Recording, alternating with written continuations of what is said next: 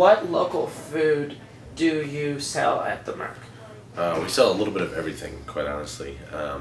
We have it in the produce department, in the meat department, in the grocery department, the wellness aisle, the general merchandise. It's just about everywhere that you can imagine. So I mean, we sell a ton of local produce, naturally, lots of local meats and eggs and milk. But then we also have things that you might not think of necessarily, like we have a multivitamin that's made in Kansas City. That's a real small company.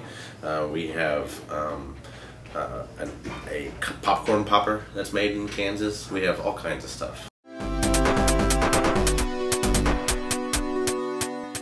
Well, we have our criteria for what we consider a local product to the Merc is anything that's made, produced, grown, roasted, whatever you have, within a 200-mile radius of the Merc.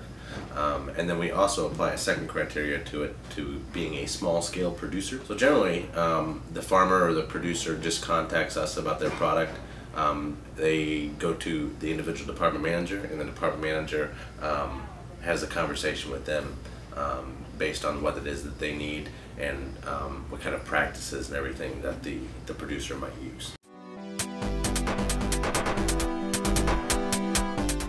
In this region, it's really processing and distribution. There's a huge hole as far as areas or places for local food to be processed, whether it be canned or even just in the case of meat, for meat processing, those facilities just don't exist like they did 30, 40 years ago.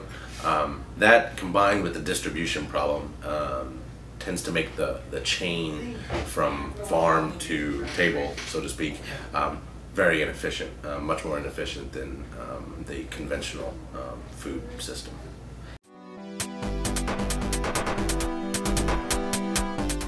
It's a convenience on both ends, I believe, because this way a local producer, instead of having to deal with 40, 50, 100, 200 customers or whatever, can just deal with one customer, and then we can sell that product to even a more wider group of people than they could have individually. Some operations are definitely set up to operate that way, and there's certainly nothing wrong with that, but for some farms and some producers, it's a lot more convenient for them. We have a lot of producers that have other jobs as well, and so they don't have a whole lot of time to be contacting people and setting up pickup and delivery dates and all that sort of thing.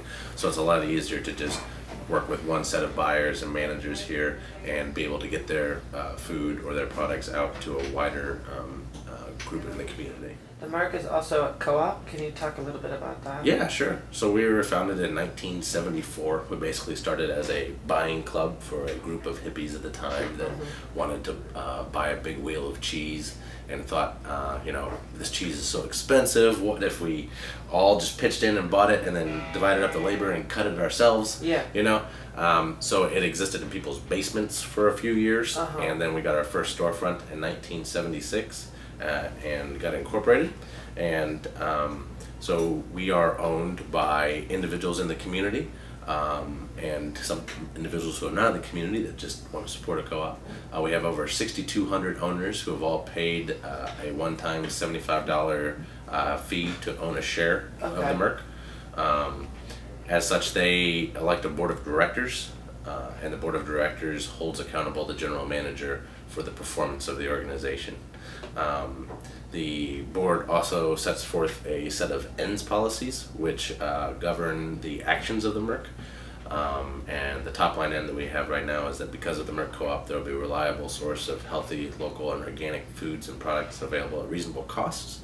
So at the end of the day, that's what our owners are looking for us. They're looking for a place where they can come and buy the good stuff and feel good about what it is that they're purchasing on a, you know, at a place that welcomes their business.